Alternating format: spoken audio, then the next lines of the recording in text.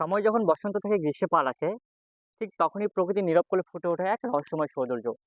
মে শুধু একটি মাস নয়, এটি সেই মুহূর্ত যখন প্রকৃতি তার সবচেয়ে সুন্দর লাল স্বপ্নটি ফোটায়। বলছি ব্লাড লিলির কথা।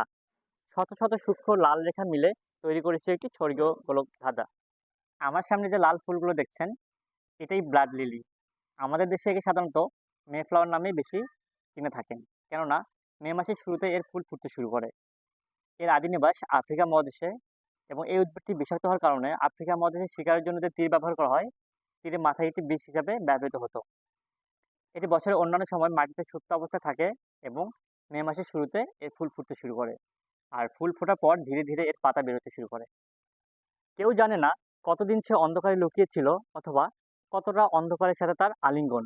কিন্তু সময় যখন মে মাস, তখন সে জ্বলে উঠেছে তার সমস্ত রং সাথে নিয়ে। ছোট্ট ফুলটি আমাদের একটি কথাই শেখায়: জীবনে দেরি করে হলেও, চুপচাপ করে হলেও নিজেকে ফুটে উঠতে হয়, নিজের প্রয়োজনে, নিজের মতো করে।